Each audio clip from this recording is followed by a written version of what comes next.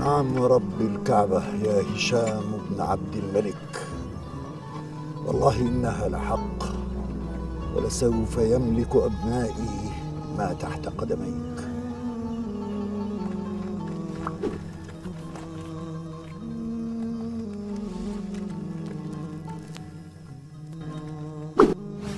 ينتسب العباسيون إلى العباس بن عبد المطلب، وهو عم الرسول الكريم صلى الله عليه وسلم، وكان أسن من الرسول ب3 سنين، وكان من أكبر رجال بني هاشم مكانة وأكثرهم مالا في الجاهلية، فقلدوه قيادتهم، فكان رئيسهم المطاع بعد وفاة أبي طالب، وكانت إليه السقاية والرفادة وعمارة المسجد الحرام. وقد حضر بيعة العقبة مع الأنصار قبل أن يسلم، وشهد بدرا مع المشركين مكرها، فأسر فافتدى نفسه وعاد إلى مكة، ثم أسلم وكتم إسلامه، ثم هاجر إلى المدينة المنورة قبل الفتح بقليل، وشهد فتح مكة وثبت يوم حنين مع النبي صلى الله عليه وسلم، وكان النبي صلى الله عليه وسلم يجله ويقدره. مهلا يا عباس، فوالله لا إسلامك يوم أسلمت كان أحب إلي من إسلام الخطاب لو أسلم، وما بي إلا أن عرفت حب رسول الله لك وحرصه على إسلامك، وأنت عمه. وقد كانت وفاته بالمدينة في رجب في عام 32 هجريا، ودفن في البقيع رضي الله عنه وأرضاه. ثم أتى من ولده عبد الله بن عباس بن عبد المطلب ابن عم الرسول الكريم، وهو حبر الأمة وترجمان القرآن، وكان يقال له الحبر والبحر لاتساع علمه وكثرة فهمه وكمال عقله وسعة فضله. وكان عمر بن الخطاب يجله ويكرمه، وقد شهد ابن عباس رضي الله عنه مع علي عليه السلام معركة الجمل وصفين، وكف بصره في آخر عمره، فسكن الطائف، وكانت وفاته سنة 68. ثم أتى من ولده علي بن عبد الله بن عباس بن عبد المطلب. ولد علي في عام قتل الإمام علي عليه السلام، فتسمى باسمه. حدث عن أبيه ابن عباس وأبي هريرة وابن عمر، وحدث عن جمع من الصحابة. كان علي بن عبد الله بن العباس أجل إخوته قدرا، وكان مثالا للرجل الكامل في تمام خلقته وحسنه وورعه ونبله، وكان سيدا شريفا بليغا. وروي أن علي بن عبد الله كان إذا قدم مكة حاجا أو معتمرا عطلت قريش مجالسها في المسجد الحرام وهجرت مواضع حلقاتها، ولزمت مسجد علي بن عبد الله إجلالا له وإعظاما وتبجيلا، فإن قعد قعدوا، وإن مشى مشوا جميعا. ولم يكن يرى لقرشي مجلس ذكر كما كان لعلي بن عبد الله العباسي. المهم، ارتحل عبد الله بن العباس إلى الشام، واستقبله عبد الملك واحتفى به، وكان يجلسه على سريره، وكان يحادثه ويسامره، وكان يرعاه ويهدي إليه الجواري، ويقضي حوائجه ويقبل شفاعته. كل هذا لا يشفع لك وأنت تطلب الخلافة وهي فينا.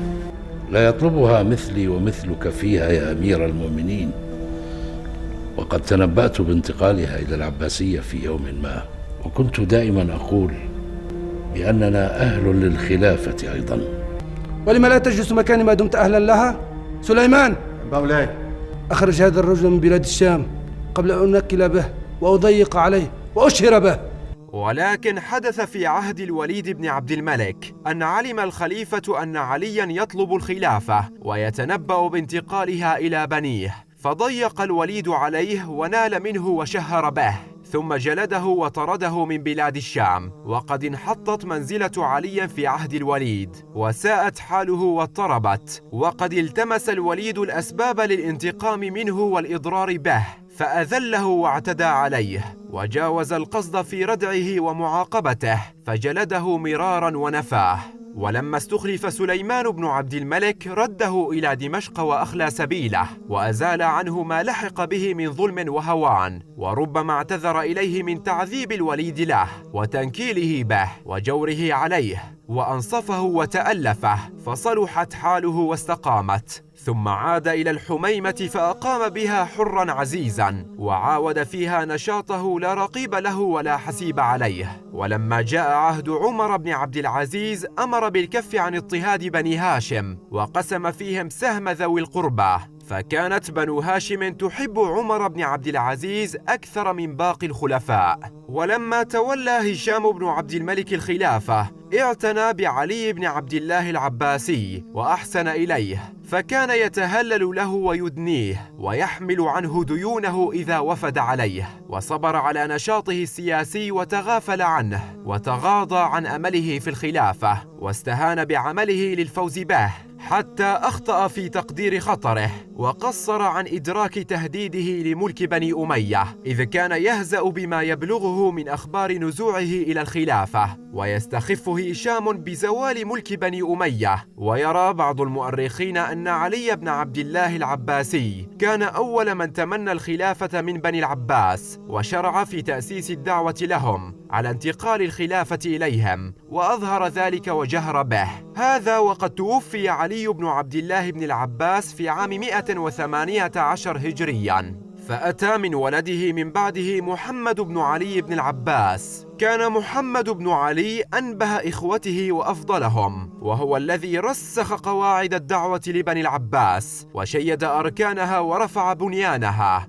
فقد تشمر لتوطيدها وبثها، فوضع أنظمتها وشعاراتها وأنشأ مجالسها، واختار قادتها ومكن لها في الكوفة وخراسان، وشحذ عزائم أنصارها وهيأهم ليوم إعلان الثورة وتفجيرها، وكان من أجل الناس وأعظمهم قدراً، وكان بينه وبين أبيه 14 سنة. وكان محمد بن علي عابداً زاهداً، وكان له علم وفقه ورواية، وكان ثقة ثبتا مشهورا، وكان مجاهدا يغزو في الصيف هو وعدد من إخوانه ومواليه، وكان سيد ولد أبيه وخيرهم دينا وأسخاهم كفا، وكان سمح النفس شديد الصبر، صليب الفؤاد حصين الرأي حسن التدبير، قوي الحجة سديد المنطق بليغ القول.